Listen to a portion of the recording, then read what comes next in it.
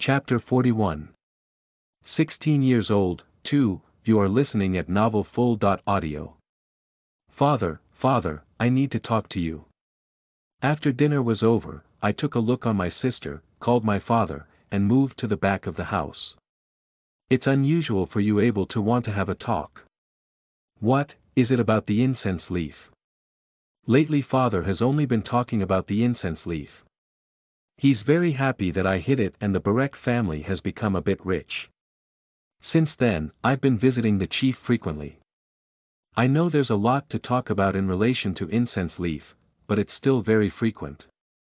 I feel like I'm rubbing up against the chief and it's complicated for me. I hope it doesn't continue to grow and become a second Karlko family. No, it's about Giselle. Well, it's about time for you to think about that kind of stuff. If you didn't begin to talk about it, I would have used this opportunity to talk about it. Father wants to talk about Giselle. Well, that's to be expected. She didn't say it out loud, but I'm sure our parents know about Giselle's broken manners. So, when will the ceremony be held?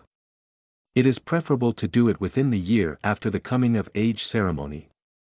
There's no point in procrastinating, and the next month doesn't bode well. Maybe next week, isn't there something wrong with that? Please wait a minute. What are you talking about, that is? Wasn't this about Giselle and your wedding? Yes. Please wait a minute. Why would I and Giselle get married?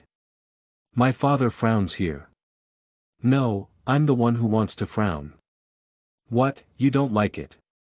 No, that's not a problem before you don't want to. It's crazy.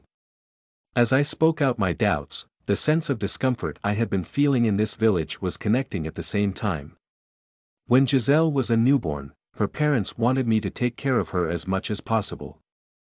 That Shibi misunderstood the relationship between me and Giselle. Noswell says, I'll marry your sister, in a meaningful way.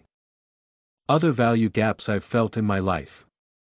Come to think of it, there was a strange fairy tale at home. The story was simple. A knight goes to the rescue of a princess who has been kidnapped by a dragon. In the end, the princess shakes off the knight who helped her and ends up marrying her brother, whom she hadn't seen a piece of before. I feel like Giselle was crying when she read that. I thought she was pitying the knight's pity for being played with by Princess Brokan, but I wonder if that was something of a moving kind. Is it possible that family marriage is encouraged in this village? Come to think of it, it seems to me that there were religions where family marriage was considered a virtue even in my previous lives. No, I'm I don't think I can look at Giselle like that. Well, you never know. Good, it's not like we're not talking at all. I guess so. That's my dad, he knows what he's talking about. Having a household means you have that much responsibility. Does it feel heavy on the free-spirited Abel? But you're still a marine adult. Take this opportunity to be a little more mature. It's not like that at all. I'm sorry, I thought marriages were usually done between other families. What are you talking about? I'm married to my sister too, aren't I? My father said, it's only natural. A startling fact that I didn't want to know. Was my mother my father's sister? No. Up until now, I was sure that I had gone off on a tangent or thought that something was wrong, but I believed that this was not the case. But now that I've been told, it certainly seems like there have been a number of exchanges suggesting such things. What's the matter, Abel, you're sweating so much? For what?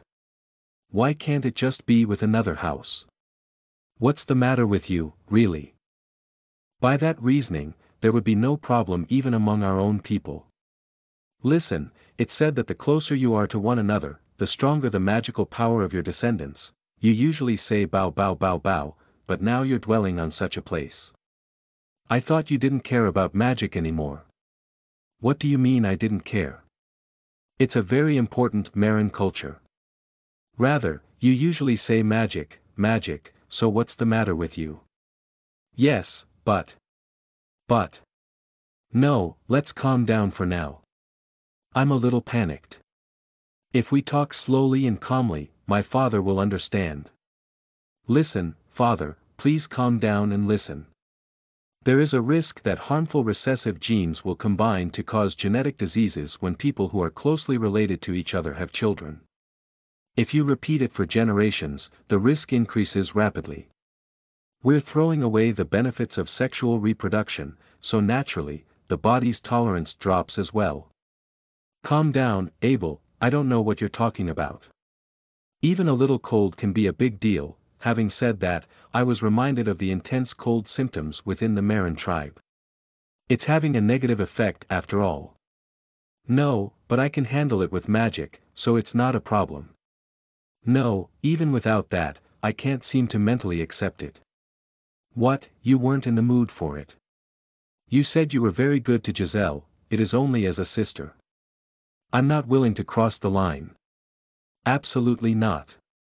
However, according to the rules of the village, if a brother or sister is born, the man will marry if the difference in age is less than 5 years if the man has come of age.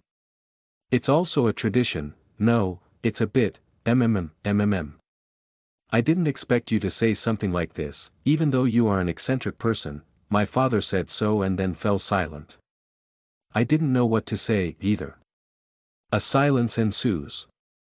Brother. Mother, have you seen my brother? I haven't seen him since a while ago. He wasn't even in the front yard, you haven't heard anything about him. I was so worried that he might have run out of power without knowing and fallen down. Giselle's voice comes from the house. Hearing this, my father walks out to the front door of the house. Wait a minute, father. We haven't finished our talk yet. It's a good idea to get ready for the ceremony before Abel starts doing something redundant again. He gets swept up in the flow pretty easily, so as long as the ceremony is over, he'll settle down, my father said in a whisper. I stopped in my tracks. Hey old man, what did you just say? F.A., father. You're just joking, right? Ha. Wah, did I just hear something? My father is clearly shaken. No doubt about it. He's going to strengthen the surroundings so that I will be forced to go with the flow. Chapter 42.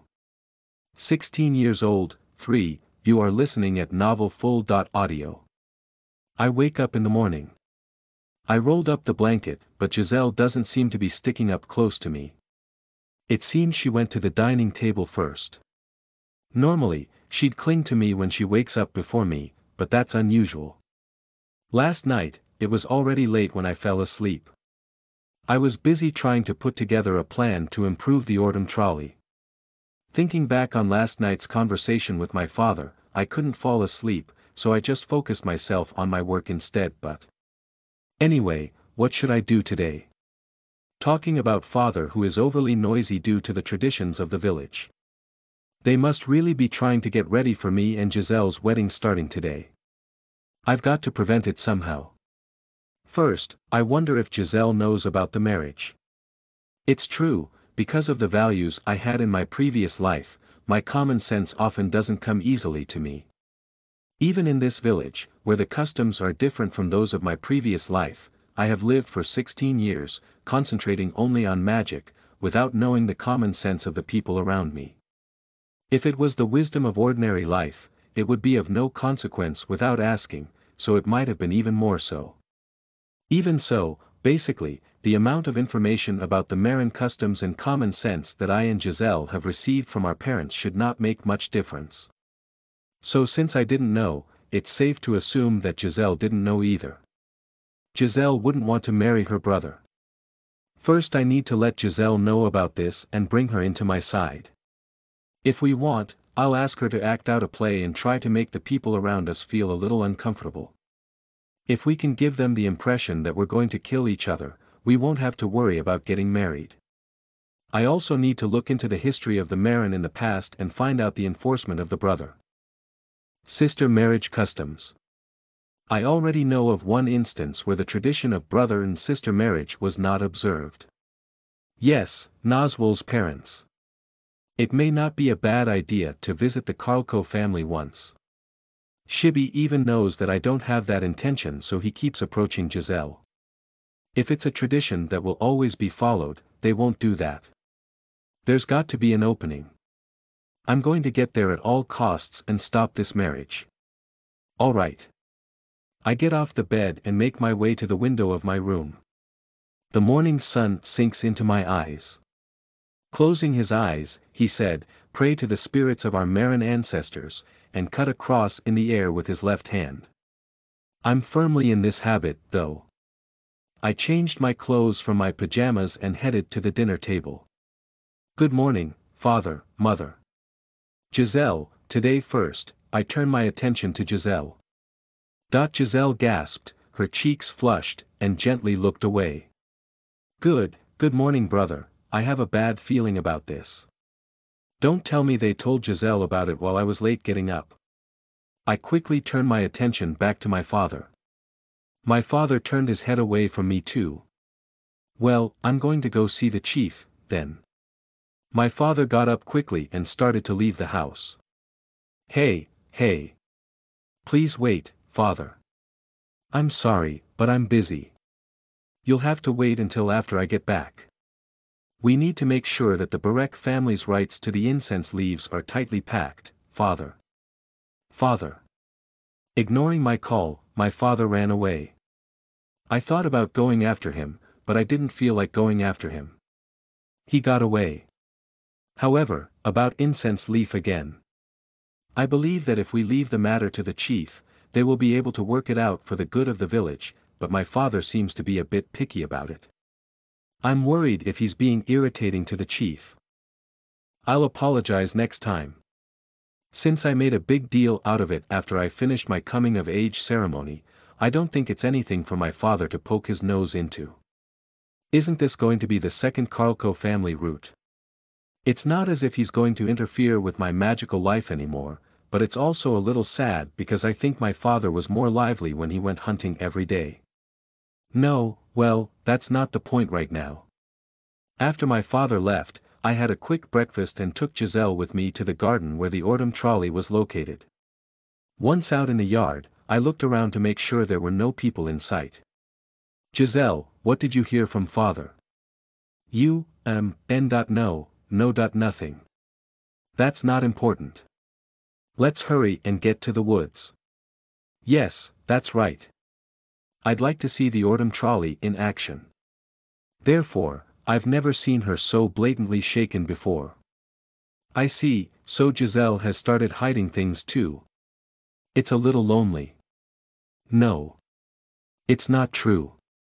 Father had only told me to not tell brother." "Yes, easy. So, what is it you were talking about?" "But father said it would be more pleasing to brother if I told you at the last minute," Giselle says as she hunches over and hides her face with her sleeve.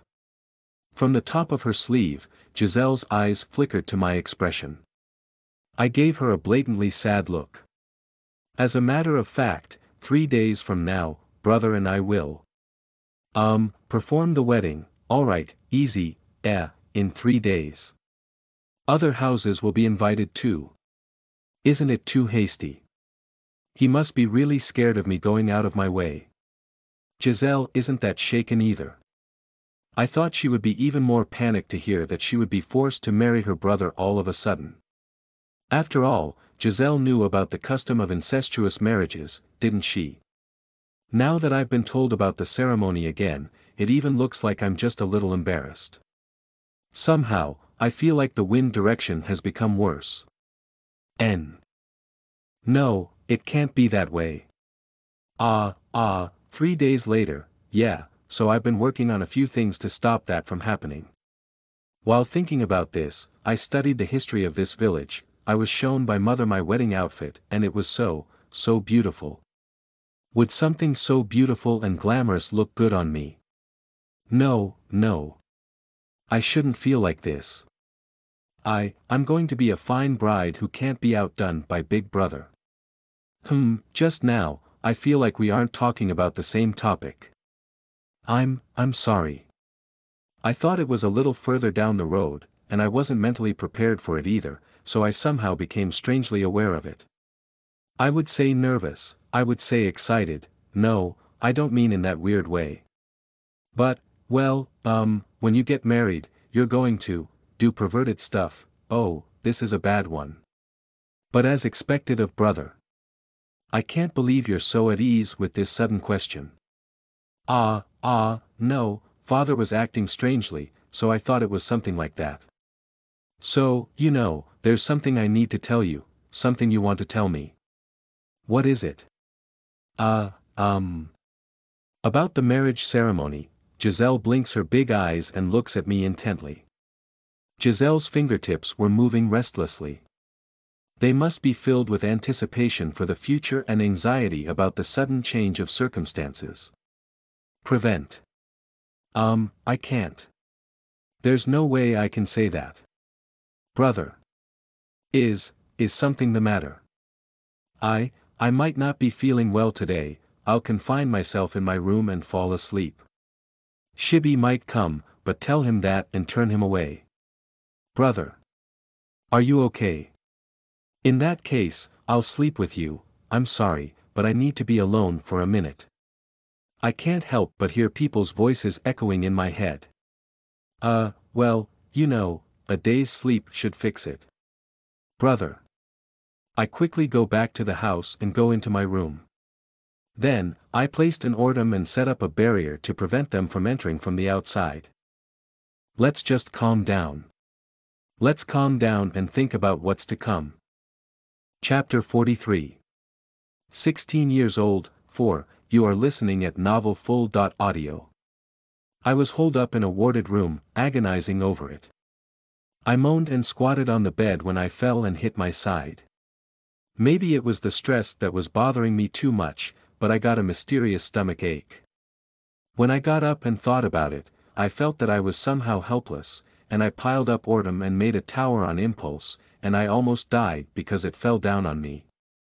I've been holed up for 6 hours now, but I can't think of anything good to do.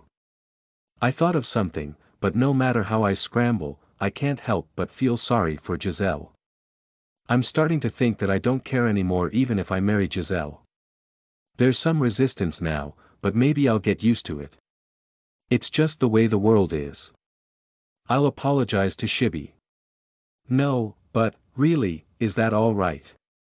It's something I've been worried about all this time, but Giselle is almost dependent on me. There's even a theory that I'm codependent because I just can't see it myself. Giselle had been following me almost since she was born. I guess the reason she's acting like a brocon now is because she didn't have a decent relationship with anyone but me. Doviko, it's my fault that I didn't pay much attention to the bad habits of the Marins. The theory that my ancestors were severely ciscon started to grow inside me. In short, Giselle just had a very narrow field of vision. If only Giselle had looked around more, she could have found someone else to like. In addition to the fact that it's not the same as my memory of my previous life, Giselle's 14 years of living with me is all that matters to her. I don't want to think too much about it, though. Giselle was even more exclusive than me, a magic recluse. For Giselle, both Shibi and Phiro were just acquainted with her brother. Originally, I should have made my move earlier. I couldn't think of anything else besides, I'm troubled because my little sister is cute. It was stupid. If I had thought about it more deeply, I would have had more opportunities to notice cultural differences and differences in consciousness. I know it's not the right place for me to say this after all this time. I know, but that's why I don't think it's a good idea to just let it drag on. If I don't do this, Giselle is going to have no real connection to anyone but me. In the long run, it's definitely not going to be a good thing. I have to get out of this village. It's the only way. My father is very eager to hold the ceremony, and since he believes so much in Marin culture, he won't listen to me no matter how much I tell him. To top it off, Giselle is totally on board. I've always wanted to see the world outside the village for a long time. It's sad, but maybe it was just the right opportunity. It's forbidden in the village, but I'm afraid I'll have to break it. I closed my eyes, cut the air, and prayed to the spirits of my ancestors. This is enough to forgive a lot of the mischief in the Marin village. Our ancestors were generous. I used my thick ordum as a desk and wrote on a piece of paper. My father and mother, and then a note to Giselle. I wrote about how I only have feelings for Giselle as a sister and how I'm sorry for that, as well as my anxiety about Giselle's dependence on me. And finally, I added, I'll be out there getting married, or I'll be back when I hear the news that Giselle is getting married. I'll go out of the room temporarily to prepare for the long trip. There was also a simple map of the area in the chief's mansion. I'll just impolitely borrow it and head to the nearest city. I can use the Ordum trolley for transportation. Quickly, I have to load up on preserves and things that could be converted to gold. The sooner I get out, the better. Time could shake my decision, and if my father found out, he could tie me to a board and hold me in place. Besides, if Giselle cries on me, I'll probably break. Hiding the letter on my desk, I left the room. Brother, you've finally come out. I mean, are you okay? After all, you don't look so good. At the front of the room was Giselle. It must have been more than 6 hours ago when I entered, but I wondered if she had been standing at the door the whole time. In the past, it could have been adorable, but this is still not good. That's definitely not a good sign. I'll just go to the chief's house for a while. In that case, I'm going to escort you. No, it's complicated. Let me go on my own. Giselle's expression froze. Sheesh. Up until now, I had never said anything bad for Giselle to hear, so there's no need for her to leave even once. It was only the other day that I tried to talk to my father about Giselle. Actually, there's something I've been thinking about my father lately. I want to talk to the chief about it. With Giselle around, it might be hard for the chief to do it. About fathers. Oh, yes. It's about the incense leaf. Apparently, the chief has been wielding the Karlko family at will, so he's afraid of having power concentrated in one house by assets. As a matter of fact, I happened to overhear a bad rumor about father the other day. It's just a rumor, is what I think, but we need to make sure we have a firm report at the earliest opportunity so there's nothing dark behind it. Is that so? At this important period, I'm sure Giselle had an idea. Giselle tightly grabbed the hem of her dress and bit her lip. She seemed to be convinced for the time being. The guilt is great, but I managed to dodge it nicely. I have set my father up as a typical petty villain, but I can't help it.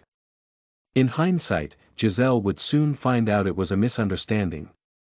Maybe he's just happy with the fact that he's suddenly getting a lot of money and people around him are starting to praise him. There's nothing to be concerned about. I'm sorry. I put my hand on Giselle's shoulder and walked past it. Brother. A few steps away, he was called off. What is it? I stopped in my tracks and turned around. Relax. Giselle shouldn't have any suspicions. That's why, brother, you've been troubled lately, haven't you? I bit my tongue unthinkingly in surprise at the way he spoke as if he was confirming it. It's okay. Don't panic. It's a guilty conscience that makes me upset by a single word. The identity of the ghost, the seeing in withering silver flower grass, is something I used to say even in my previous life.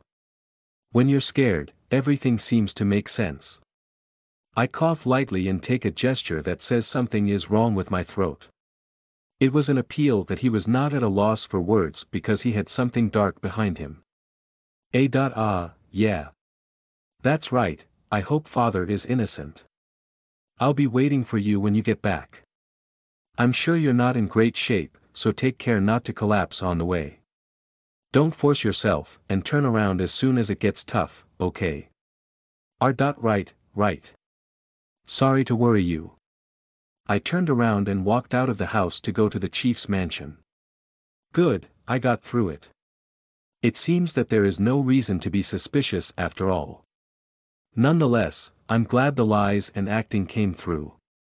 I thought I wouldn't make it since I couldn't make eye contact with her, but Giselle didn't seem to mind. That's about the only thing that bothers me. This kind of skill at bargaining may be due to the difference in experience in a previous life. If I got to the city, it wouldn't be a bad idea to try to become a famous actor. I'm curious how much knowledge this world has on this type of culture, though. Chapter 44. 16 years old, 5, you are listening at novelfull.audio. I'm sorry for always barging in, both parents and children. You've always entered without my permission, but today you're being very discreet.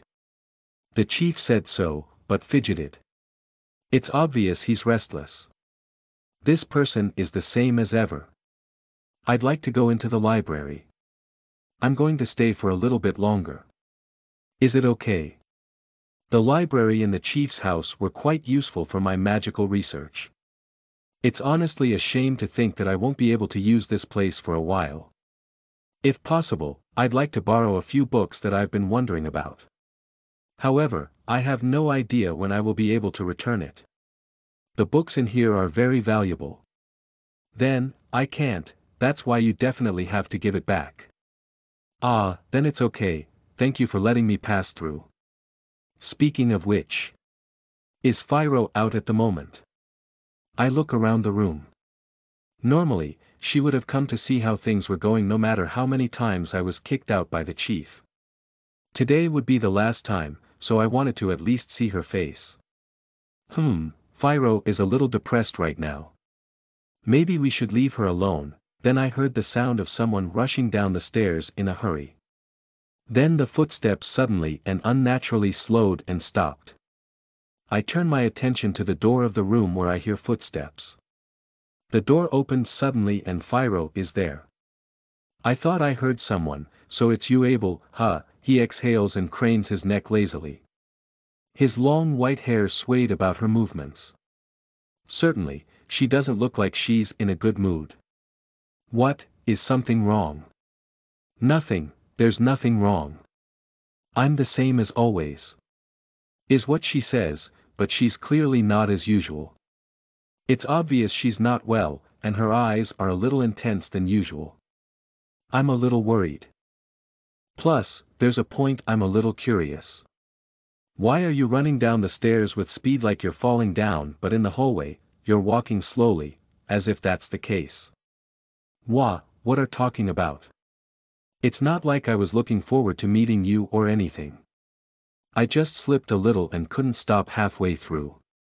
Thank God, she's the same as usual. Now that I remember, they say the ceremony is in 3 days. I guess. I can't help but parrot it like it's someone else. You're so impatient. I can see them happily rushing to get ready, as usual. It's like when you're focused on one thing, it's all you can think about. Geez, why don't you take a moment to think about the feelings of those around you who are forced to go to great pains to fit your schedule? I'm sorry. It was mostly my father's fault. No, I know it's because of my lack of trustfulness. And besides, it's lonely to be told so suddenly. It's not like you think of your sister that way, Shibi said, Philo says in a hushed, muffled voice. I knew that Phiro had more or less an interest in me. Maybe the reason she was in a bad mood was that she had heard about the marriage. Phiro, I don't know what to say to her. I can't let it slip that I'm running away at night. I don't plan to have a ceremony, but I don't plan to come back to the village for a while either. I reflexively swapped my gaze to the chief to request for help. The chief's figure in nowhere to be found. I looked around the room and saw the chief gently leaving the room. When our eyes met, the chief awkwardly looked away and closed the door behind him. He's running away.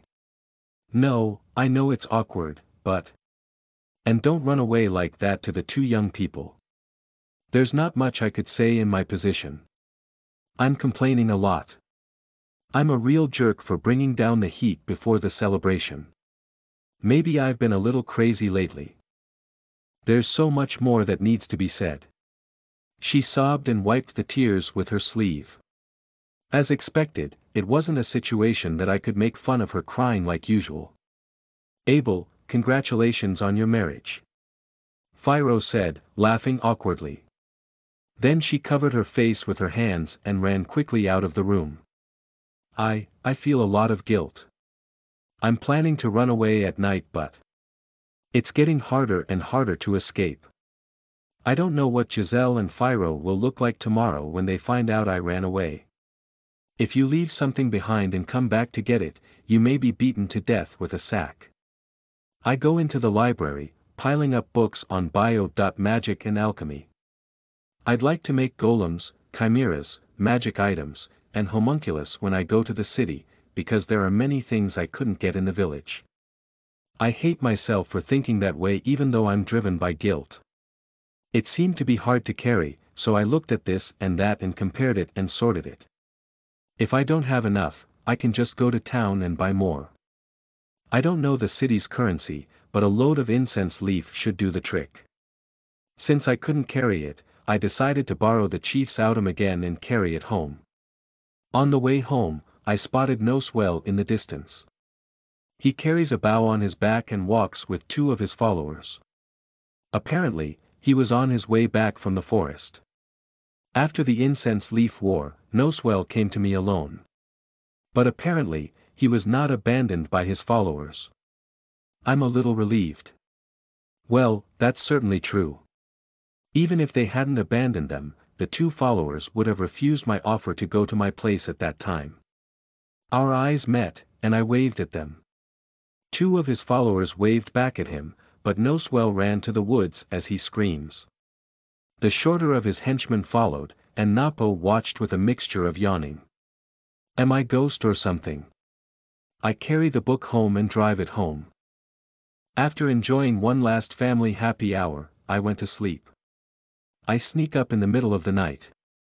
I felt a gaze, so I looked at Giselle, but she was sleeping soundly. It's okay. Even if they do notice, I'll tell them I'm going to the bathroom. You can't even make excuses if you're too timid. L.rg I take out the preparations that I put in the warehouse and load them onto the autumn trolley. Incense smoke with dried meat, bread, able drinks, magic and alchemy books. Then there's an ore that must be rare outside, the Marinstone. I put the autumn I made that I'm confident about and Giselle first autumn into the trolley. I don't need the water because I can use magic. It's too heavy and unbalanced, so I thought about reducing it a bit more, but they're all too good to be true. It's okay. As long as there is no accident, there is no problem.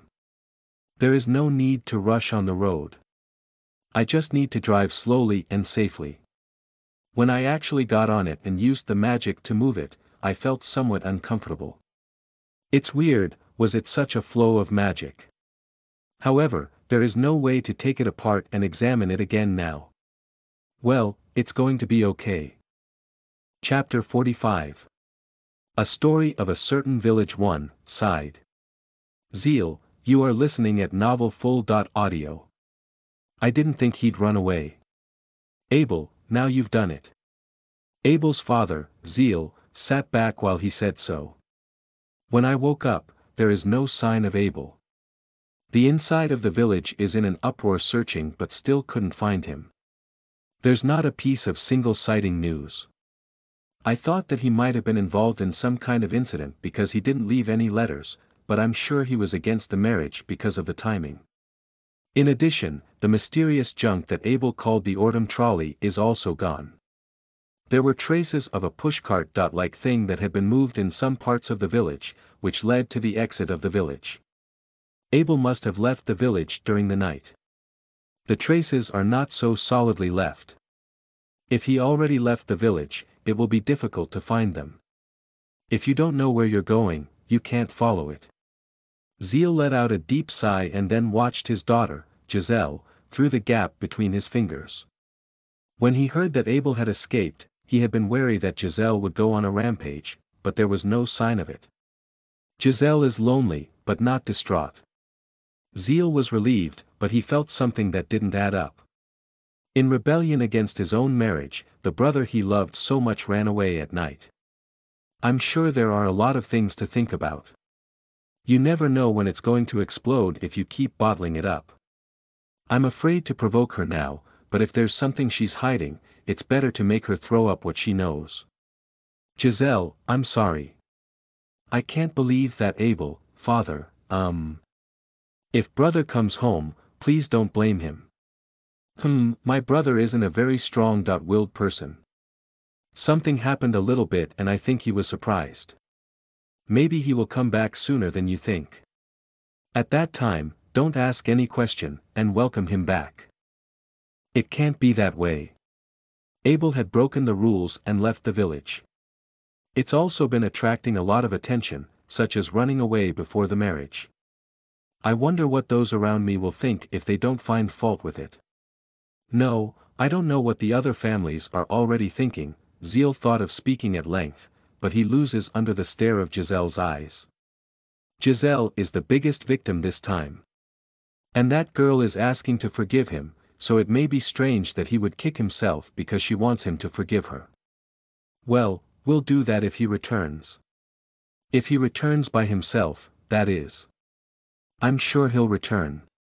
If Giselle is thinking positively, we should refrain from watering it down.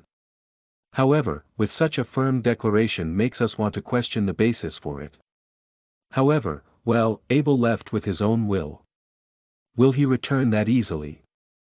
First of all, brother doesn't have any physical strength. He has no lasting patience or perseverance when it comes to anything but magic. He may not be able to withstand the changes in their environment and come back.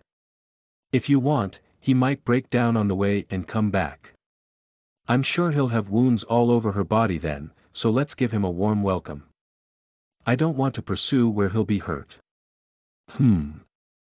That's true, well, that might be true. Zeal was at a loss to answer for a moment, as his assessment was much worse than he had expected. I thought that she might have feelings for her brother, who had abandoned her and run away, but Giselle's expression was no more than her sister's concern for her brother.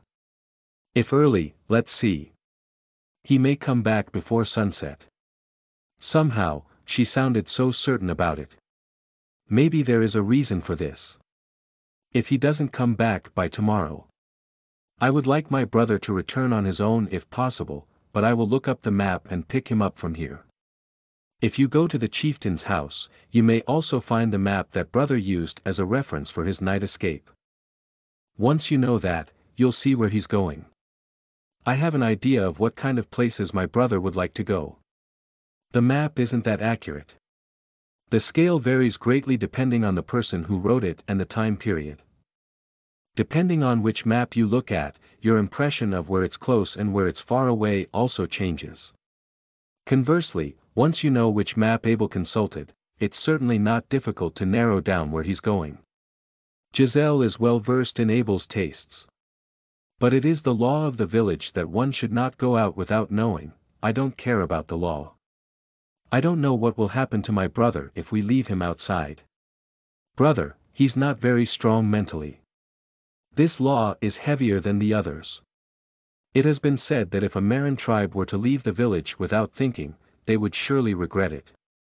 In fact, they said, there has been a young man who has left the Marin village in the last few years. However, the young man had returned within a month. He used to be an imposing and energetic man, but when he came back, he had become suspicious and was also shaking. Ever since that one incident, it has been rumored that those who break the law will be cursed. It's just a superstition. If he might come back soon, I wouldn't be able to chase him down for making too much of a fuss.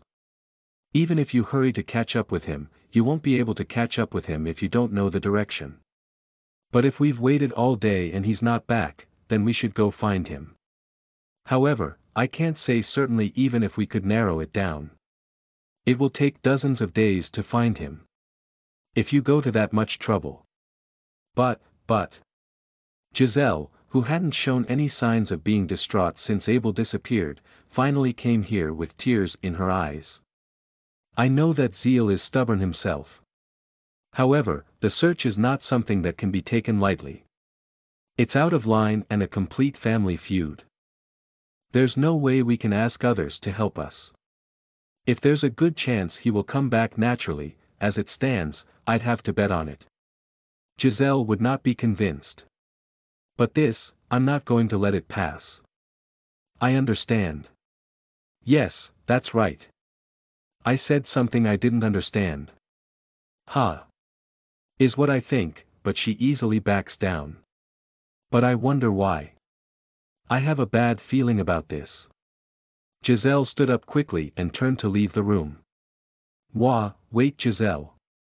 Don't tell me you consider to leave the village to follow behind. No, I'm not as good at magic as my brother, nor do I have anything else I'm good at. I don't even know the common sense of other places. If I go out there, I'll be back soon enough. Well, that's also true. It is true that Abel can forcefully push through anything with his magic, so he may be able to live outside as well. But Giselle is not like that. She seems to know that, so she won't do anything reckless.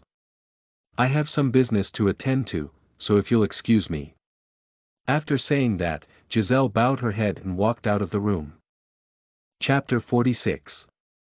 Intermission. A story from a certain black magic research club. You are listening at novelfull.audio. What do you mean? The club room after school. Across the desk, I was facing my junior colleague, I.Chan.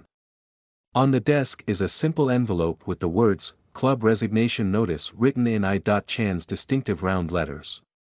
No. Well. I'm thinking of quitting this club. I.Chan said in a buzzing voice and played with the tip of her hair with her index finger. No. It's just you and me in this club. I managed to get the teacher to put the club on hold and put the cancellation on hold, and then we said we'll do our best next year. You know, that's what we were talking about. Mainly in my mind. You were determined, but you weren't talking. I was self-contained. It's a bad habit of mine. To be honest, I didn't expect it to be this stubborn, because, black magic research. It's not like they're just going to get together and talk, right? Senpai said something like that before I joined the club, didn't you? This is now the realm of fraud. Cooling off will come. The Ministry of Health, Labor, and Welfare is on our side. I.Chan said, pointing to the bookcase in our club. It's chock full of questionable books that I and Mr. Mountain had ordered in from overseas.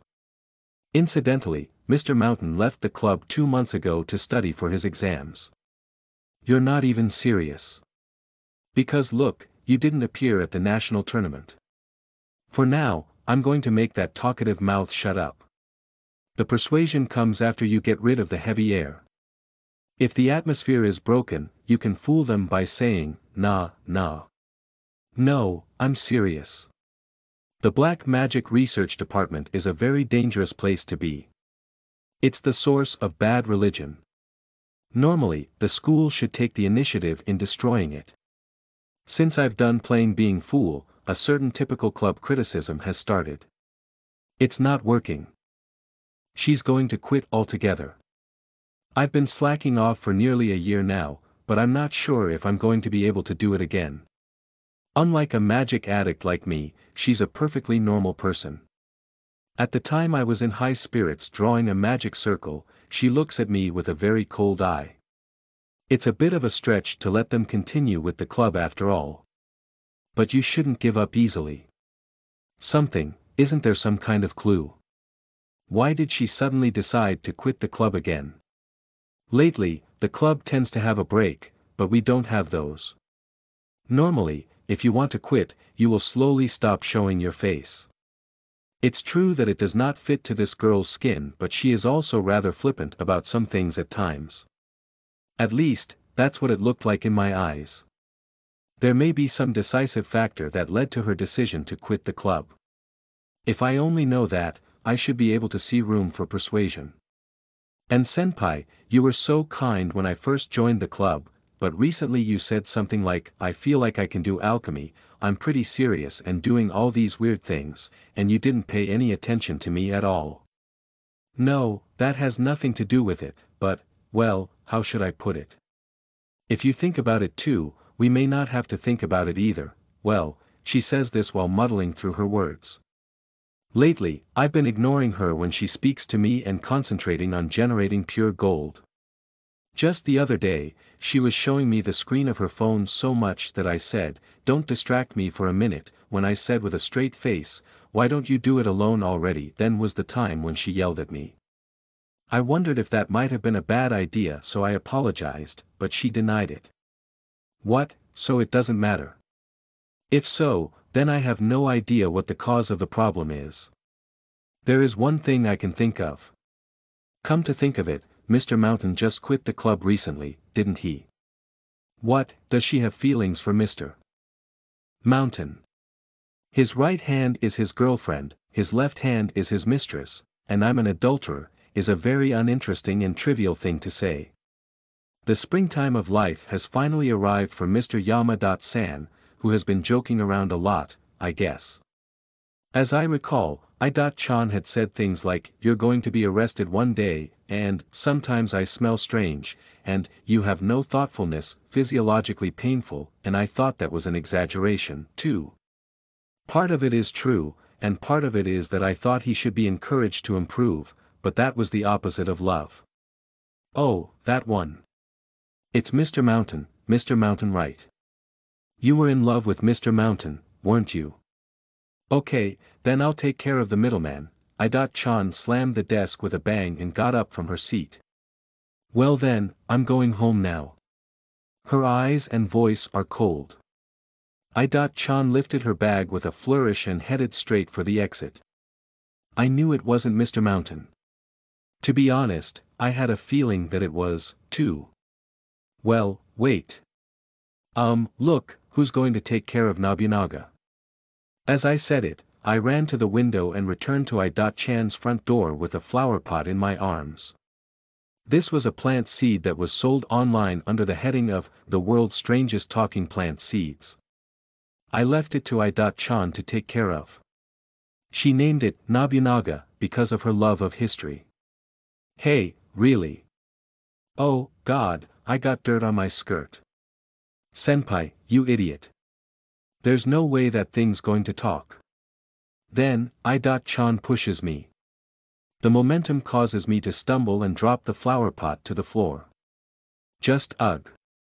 With a crunch, the flower pot breaks. Nobunaga was burned to death. Damn you, Mitsuhide. I-chan frowned a little apologetically, but quickly turned away and left the clubroom. Hey, wait a minute. I opened the fridge in the club room and took out a plastic bottle, dumped the contents, and washed it well before cutting it in half. Make some small holes in the bottom with a compass. Then the dirt scattered on the floor was collected with a broom and a dustpan and put into the bottom half of the plastic bottle. A simple plant pot was made. I repotted the knotweed in the pot and put it on the balcony. Of course, I wiped the floor with a rag. I carefully tucked the notice of withdrawal into a file, closed the window, turned off the lights, locked the door, and returned it to the staff room. Then I went after I-chan. I was pointlessly methodical in my section. Now that it's over, I think I should have gone after her right away. I ran after I-chan. When I finally caught up with her, she was on the sidewalk in front of the school gates. It was pretty close. For some reason, she stopped in front of the crosswalk, even though the light was green. Maybe she hadn't noticed the change in the signal. Did that girl forget to weak her contact? Hey, wait. You're late, aren't you? I don't want to be bullied by the student council anymore for forgetting to lock the door. A few months ago, there was a time the head of the student council cited the mismanagement of the key as one of the reasons for destroying our black magic research club. I struggled to get away with it in one way or another, but it added to the scale of the conflict to no avail. The whole school got involved in a barren fight, until they finally beat each other up, crying on the riverbank. As a result, I and the student body president, both of us suffered no small, social, wounds, and eventually, it has been handed down without a winner, but that's not the point now, is it? In fact, you're only stopping the club because you don't want it to get destroyed, right, senpai. It doesn't even have to be at our house. Is the club that important? No, but, well, that's right. It's important, but we've been getting along for a year, so I'll miss Aiken when she's gone. That's what I thought, but the main reason I'm bowing down now is certainly that I don't want the club to be destroyed, so it's hard to deny it. If I tell a lie here, maybe it would be a nice way to put it together, but it's not sincere. It is an irrevocable truth that the club is important. I'm confident that I'll quit high school if the Black Magic Research Club is gone.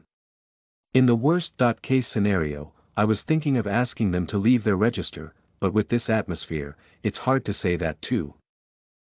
Chan's eyes narrowed when she saw that I was stagnant. Then, I've already given you the club resignation letter. Thank you for everything you've done. Hey, wait. Ignoring my call, Chan quickens her feet. She's not aware of the signal. Wait. It's really bad. I reach out and grab her by the shoulder, but she swiftly shakes me off. Chan went on and ran off into the crosswalk. And then a loud horn sounds. Chan turns her face to the right. The big truck was closing in on Chan. The next thing I knew, I was jumping out of the way. My body received a strong shock and my vision went dark. It's hot. My whole body is hot. I managed to open my eyes, but my vision is severely blurred. Rather than my eyes, it was more like my brain was failing. The area starts to become noisy. It's so annoying, I thought to myself, as if it were someone else's business. Someone is hugging me. Yawa. I'm sorry. It's my fault that, I can hear Chan's voice as it breaks off. Oh, thank God. Did she make it? It's not cool if both of us jumped in and died.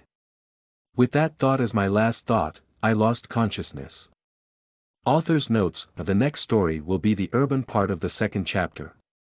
But the runaway riot is in the form of a halfway split, so I'll get to the 2 chapters from 16 years old, 1, later. I may have to incorporate it. I'd be grateful for your input on whether I should turn 16 years old, 1, and beyond into 2 chapters or leave it as is. It is. Chapter 47.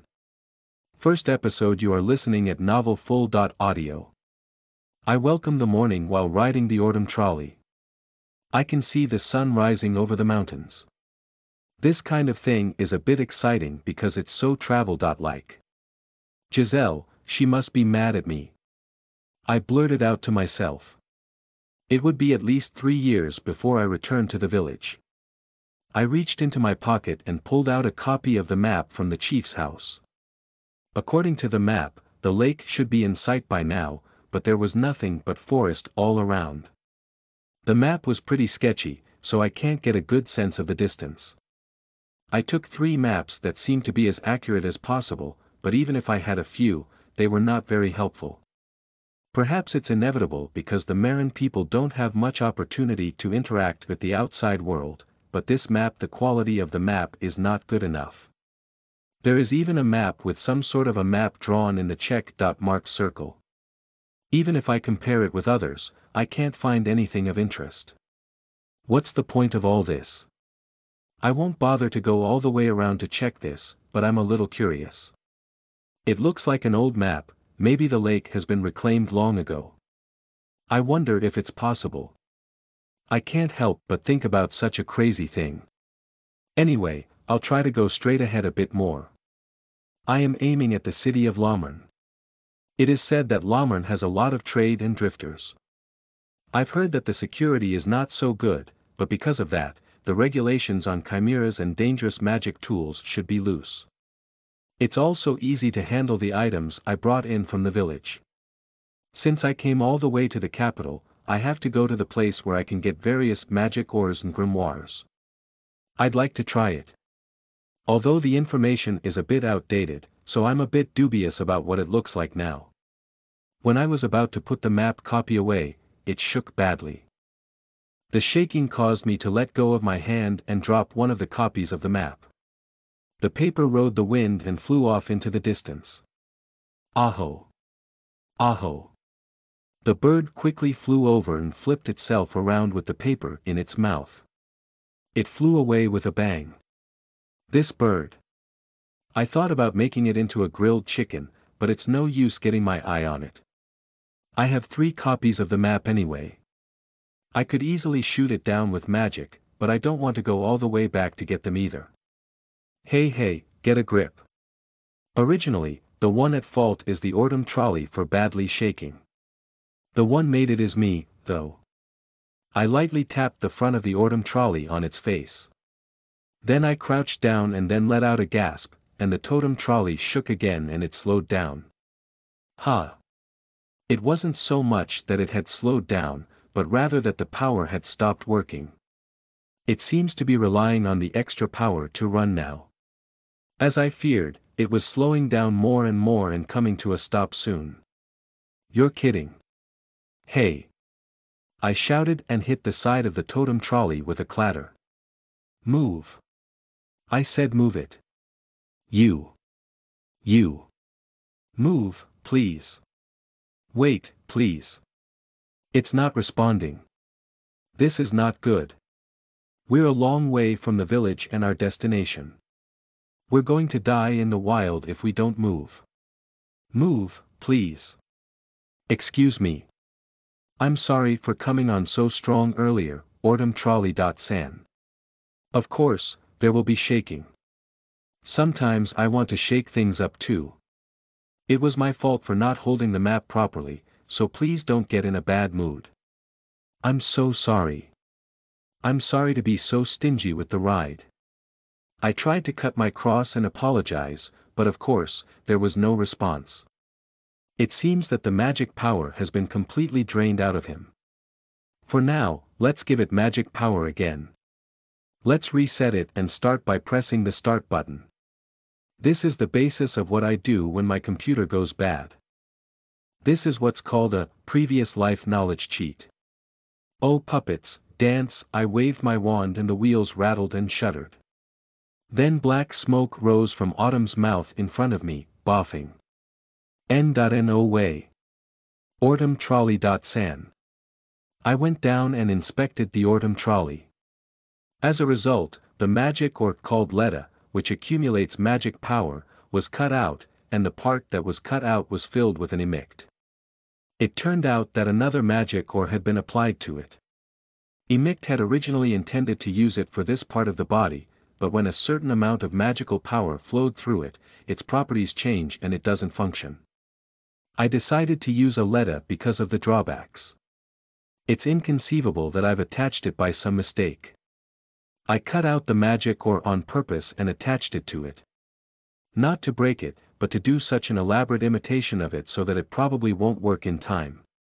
It was designed to stop working after exactly 1/5 of a full charge of magic. The totem trolley is my original. If I didn't know exactly how it works, I wouldn't be able to do this. Even the chieftain would probably not be able to do something like this without me noticing. Don't tell me that Giselle would know about Letta and Emic's magic ore. I remember saying proudly, I thought it would stop working immediately, but it seems that the converted magic power had changed Emic's nature. I think it will work if I make it into a Letta. I had also written down the fact that I could do the trick of the time difference thing, because I thought it could be applied to something. I wrote it with my own letters and symbols, breaking it down into bits and pieces, hoping I would understand, perhaps I could decipher it. If you remember that one, this level of crafting is possible without being familiar with the whole mechanism. The magic ore in Letta is not that valuable. That's why I didn't bother to load them on the trolley either. It's only natural since the luggage is already full. If I had been able to replace the whole thing, I could have noticed and repaired it before I left the village. If they had been wrecked, they could have rebuilt the day tomorrow. We could have taken other steps. However, if I show up at the village with the previous offense of escaping at night just to collect materials, then leave the village again. I can't do that. For the record, I don't have the guts to do that. They're definitely coming to break my heart after foreseeing my character. No, but would Giselle do something like this? It's true that Giselle may be the only person in the settlement who can do this. But with Giselle's character makes it hard to imagine her using such a prolix and insidious move. If Giselle had sensed that I was planning to leave the village, she would have cried to me right then and there. Then I'll wait for you to return. I'm sure you're not feeling well, so take care not to collapse on the way. Don't push yourself, and if it gets hard, please turn back immediately, okay? Suddenly, Giselle's words passed through my head. These were the words Giselle had spoken to me as I was heading to the chief's house. Ah, don't tell me that she said that expecting the I would run away in the middle of the night. At this distance, if I turn back, I can barely crawl home with my strength. It's really just barely. If I dumped all of our luggage and kept walking while drinking able drink, I could make it home by the end of the day. If the distance was more open than this, I'm sure my strength wouldn't have been able to keep it up.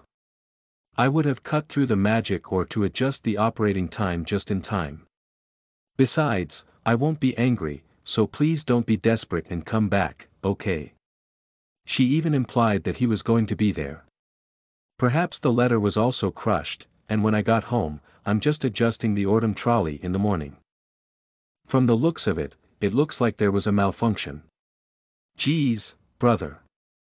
I'll say shamelessly, and maybe he's not going to blame me for it. It's possible that she's even talking to father. Maybe if I broke down and ran back here, I would have no energy left. My big decision is buried, I will be forced to exercise without eating or drinking, and will be saved by my sister who I betrayed. By the time I reach the village, I will be physically and mentally exhausted. I will be at the mercy of the wind. I know this very it's me we're talking about. After that, the ceremony will be held as if nothing had happened. Goo! I groaned and lay down on the ground. That I couldn't help but hug him as I saw Autumn Tarako spitting smoke from his mouth. I was so pathetic that I even started to cry. Checkmate. I was completely checkmated. Just as I was about to give up, I heard the sound of some creature's footsteps approaching. I looked back up and saw a wagon. It was of simple construction, like a large cart. A young man with green hair was sitting on the driver's seat, looking at me with a troubled smile. Hey! You're in the way. Can I ask you to stop sleeping on the side of the road? It wasn't a man calling out to me. It was a voice from a pile of jute bags packed into a cart. For a moment I thought the jute bag had spoken, and then a girl came out of the pile of bags. She had blue hair and curled horns like a sheep from around the top of her ears. Like the Marin tribe, there are many humans in this world with unusual physical features. Blue hair, sheep-like horns. I'm sure I've seen these features in a book, but what race are they called again? I'm going to give you a pillow, so you can sleep on the side of the road as long as you like. The sheep girl threw one of the burlap bags at me. Hey, Mayadot-san, please don't throw my goods. The man sitting on the driver's seat screams out in grief as he looks back at the sheep girl. I let the burlap sack that was thrown at me play in my hand. Is it the thing stuffed inside wheat? They're peddlers, apparently. This is an opportunity. Chapter 48. Second episode. You are listening at novelfull.audio. The autumn trolley broke down and I thought this would be the end already, but I should be able to get to the city if I could get the wagon to take me there. I don't have any money, but I do have some food supplies. If I asked for help, I might be able to get to it somehow. I run up to the wagon and turn my attention to the green-haired man sitting on the driver's seat. I can see a thin, unshaven beard on his cheek. The man is probably in his early 20s. My name is Abel. Well, my means of transportation is broken. Can you take me to some city?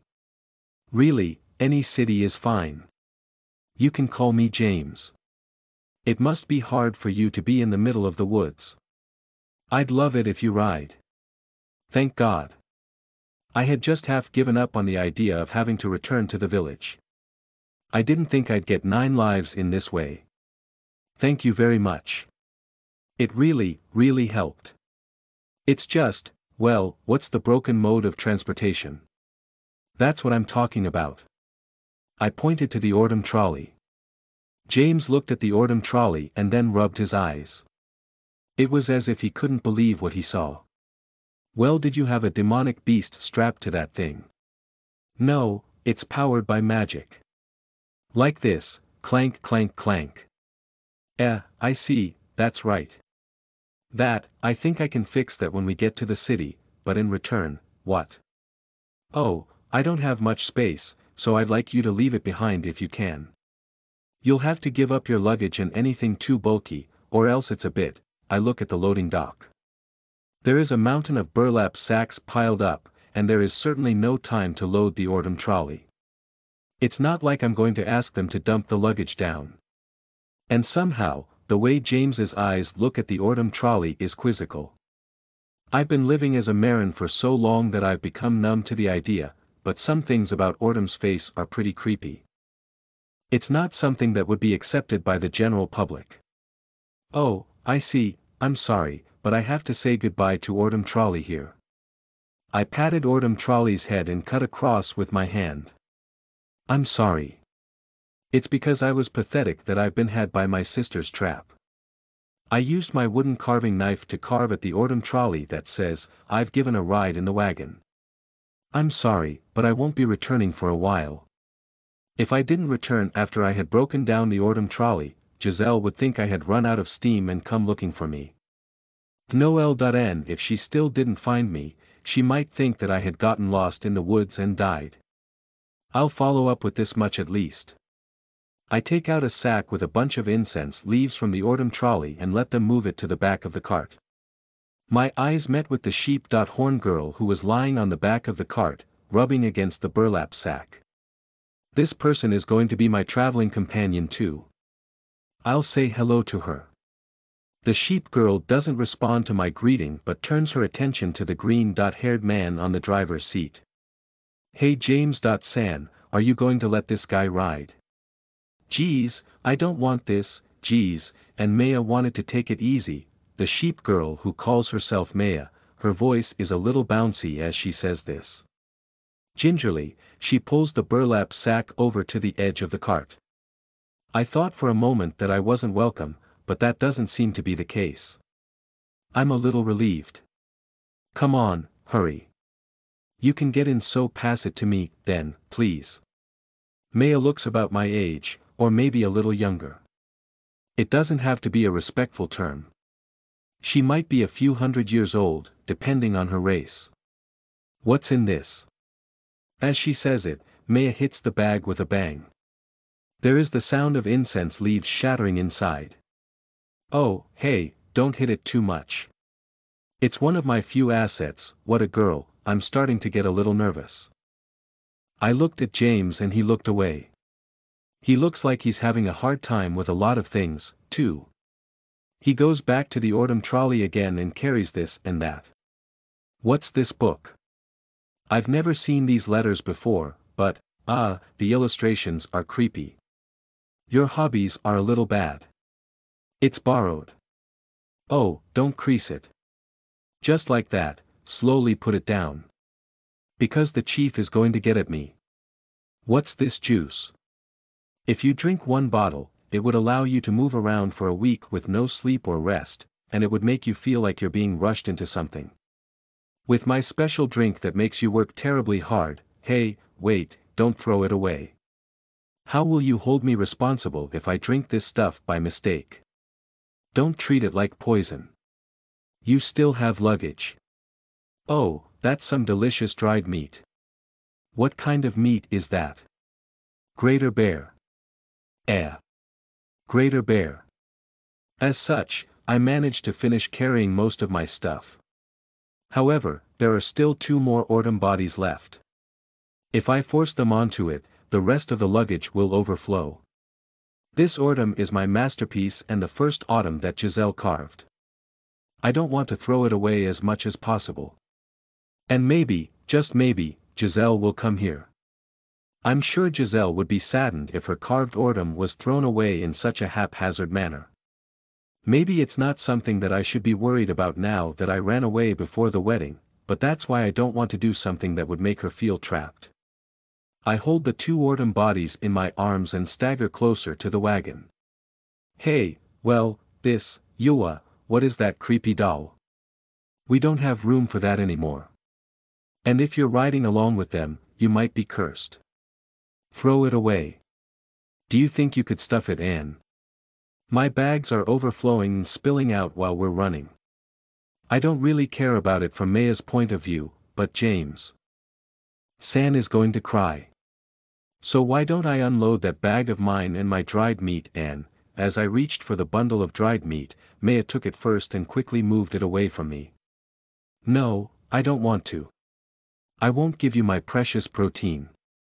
No, it's mine. But surely, unloading dried meat isn't enough at all. Well then let's just do it this way. I'm going to ride anymore, but this ortem alone is going to town. Well, Maya doesn't care about it, but won't you lose it there? After much deliberation, I decided to incinerate the 2 ortem bodies. Rather than slowly decaying in nature, there is still some relief in destroying them with my own hands. That ortem will never come back. But even so, the totem can be carved again. If you burn it this way, Giselle won't be sad to find the discarded ortem later on. I sat on the ground, staring at the smoke as it climbed to the sky.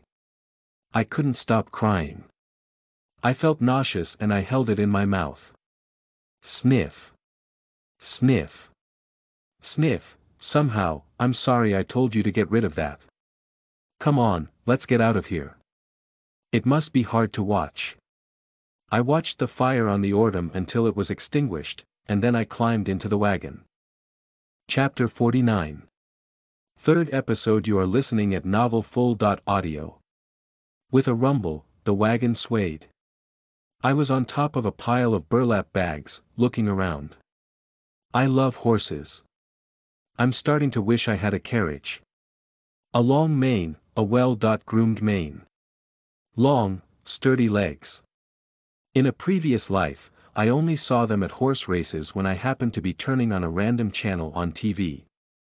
At the time, I just wanted to eat horse sashimi, but once I saw it in person, I found myself yearning for it. In the next life, I might want a horse. As I was gazing at the horse, something hit me on the back. I turned around and saw Maya grabbing a burlap sack in both hands. Maybe she threw the burlap sack at me. It's about time for James to cry. Those hair and eyes, you're a Marin, aren't you? What are you doing there? Well, I've run away from home. It's just that our customs and values don't quite mesh. You're the same as Maya. Maya also run away. What, I thought you and James.san have been traveling together the whole time. I didn't expect to make a runaway friend along the way. Maybe there's a runaway boom going on around here. No, it was only a week or so ago that Maya met with James.san. He happened to be in Maya's village, so I just cried to him and asked him to take me away. Maya replied, shaking the burlap bag in her hand. It's time to get that off your hand. You're not going to throw it at me, are you? I guess the village customs don't suit you after all. How do I say this? Look, here. Maya lowered the burlap bag in her right hand and indicated her own forehead with her finger. Apparently, not having a magic crystal on Maya's forehead, although Maya is born from the Doom tribe. I remember. Doom clan, I've read about them in books. Their traits are that they have 2 horns and a crystal on their forehead. Their nature is extremely nasty, the book said, and they have high magic, belligerent and cruel, and do not know how to hold back. In other words, they were curious and in good shape. In the book, it was written that they have a bad impression, but that was probably because the Doom people were trying to invade the royal capital at the time it was written in the book.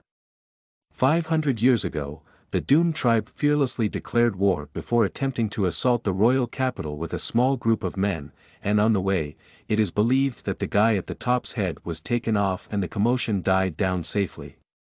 In short, he's an asshole who's on a roll. Maybe that's the perception, I'm sure of it. It was hard to remember what species they were, but the lack of magic crystals on their foreheads made their features match because it wasn't there. So where did you put the thing that was supposed to be on your forehead? My mother fell down while she was pregnant and that's probably when it came off. It can get off with just that. Rather easily. It's as easy to remove as a pressure ulcer. It's the pride of the Doom tribe, though, and no one voluntarily removes it. Once it's removed, it never grows back. It's like Maya was born with her pride stolen from her. I thought it was a joke, but her face is serious. I don't know what it is, but the crystals on the forehead of the Doom tribe seem to be like kawaii. It's not like it doesn't matter because it was there, and it's easy to remove, but it's kind of a bad omen. Because of that, well, Maya has fairly received a rude treatment. It's better if it was only from other places, but my father, mother, and brother all called me stoneless. I just want to tell her that you're the one that gave birth to me. As she says it, Maya hits the burlap bag in her hand with her fist. A bobbing sound can be heard. Hey, James.San, please stop this girl. The burlap bag will be ripped off sooner or later. So you decided to roll into James' wagon as he passed by and escape. That's about it. I think the timing of Maya's birth was a little bad, and if I stays here too long, I'll be in trouble. So I grabbed my mother's savings and ran off with it. Maya fingers a sachet from under her feet. That seems to be his mother's savings.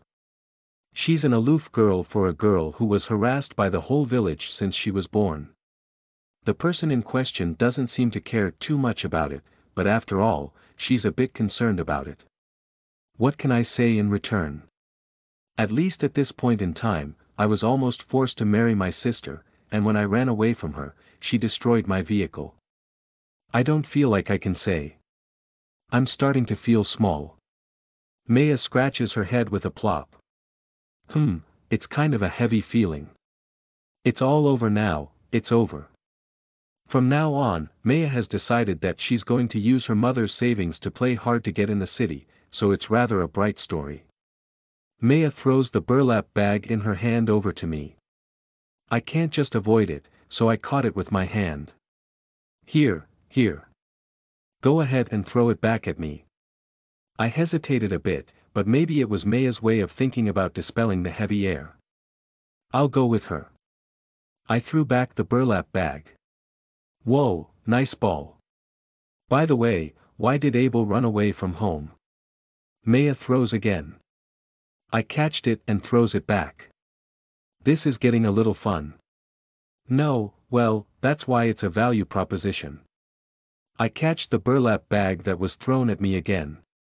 Just as I was about to throw it back, the next burlap bag flew at me again. I hold out my hand and add my magic power, killing the momentum of the burlap bag and dropping it in front of me. Well, if you don't want to say it, it can't be helped. I've heard the Marin tribe can't leave the village alone unless there's a good reason. The speed of the burlap bag Maya was throwing at me gradually increased. I managed to kill the momentum with my magic and drop it in front of me. What, do my people look so introverted to other people? No, the Marins are basically thin-skinned and unadaptable, so if you leave the settlement alone. It was rumored that you'll be homesick and the worst thing that could happen to you was that you would die. What? Are you susceptible to colds and homesickness? Aren't the Marins a bit weak in mind and body? There's a gap. While I was confused, Maya swung at me and threw a burlap bag at me. Ah! That's not fair. Wait. The burlap bag hit me in the face and went flying backward. It was plainly painful. You did it. It's war from here on out. You're going to have to make me do it for real, okay? I take out my staff from my pocket. I'm confident that if I use wind magic, I can hit 300 kilometers per hour with a burlap bag. Please, please. I hope so. The wagon came to a halt. James.san was looking back at me with cold eyes. I'm sorry, I was getting a little carried away. I'll go get it now. Chapter 50. Fourth episode. You are listening at novelfull.audio. The day is over and night has fallen while the wagon's running. The wagon stopped and we prepared to go to sleep. I removed the branches from the tree, stripped the bark off, and carved the face. It's to make it work as an ortem.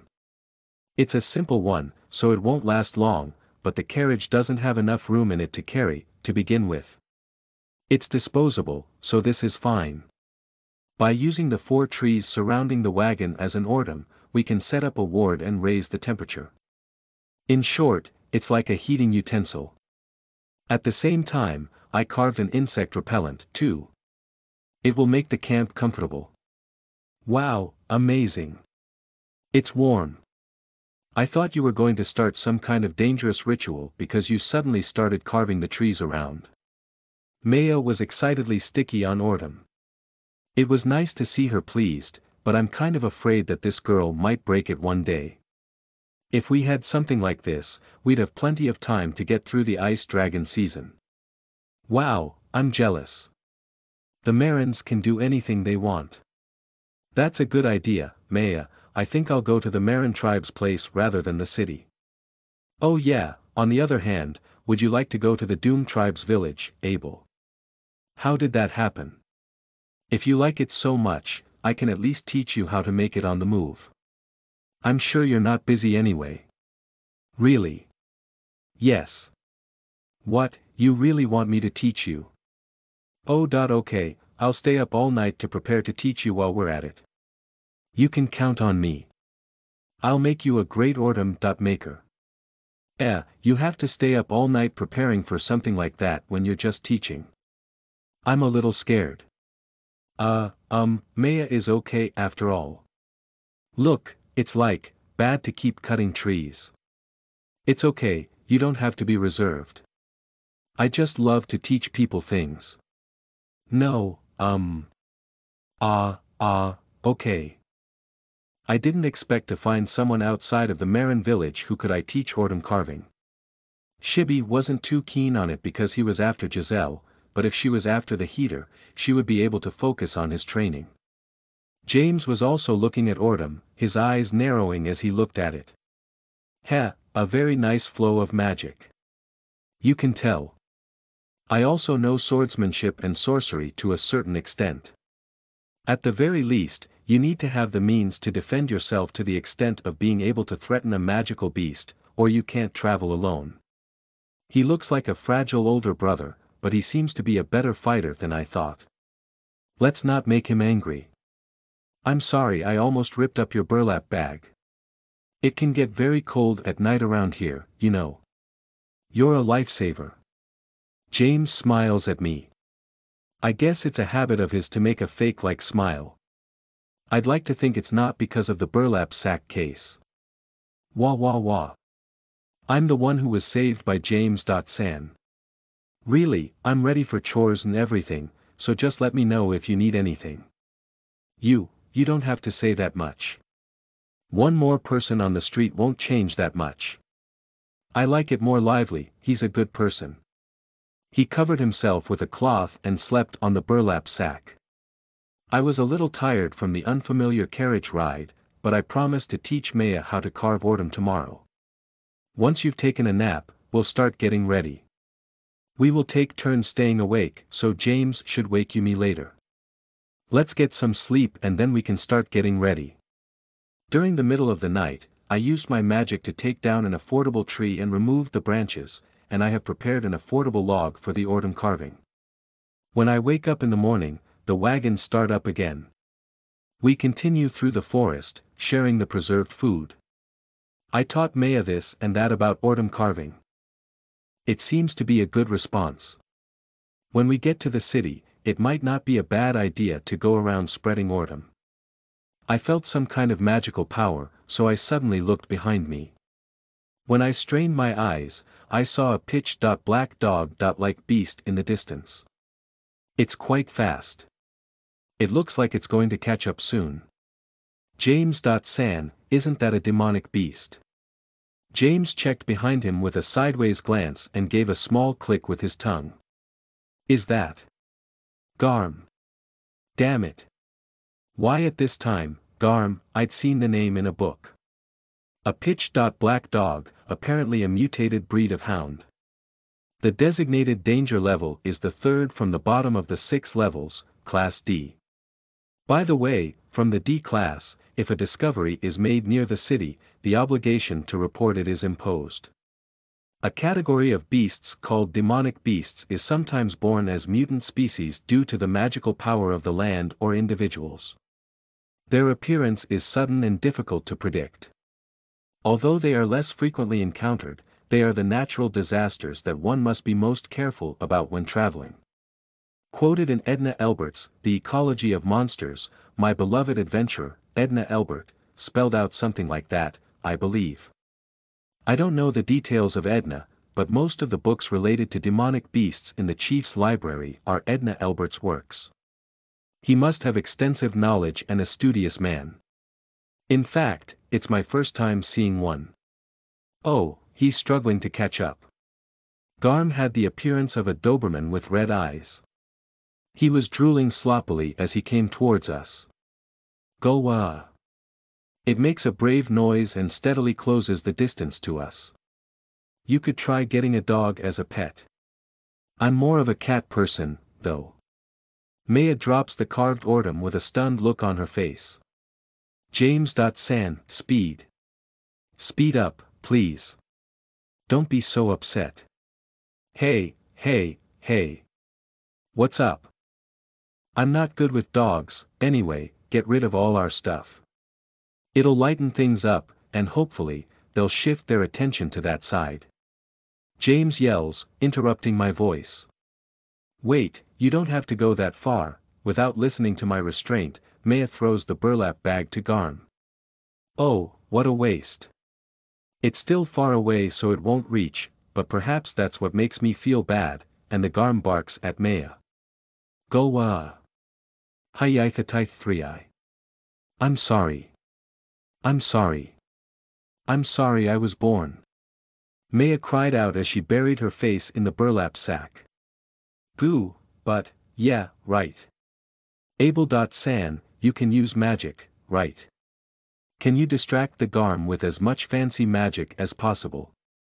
James shouts at me while holding on his head. Well, do you want the fancy one? Yes. A little fancy one.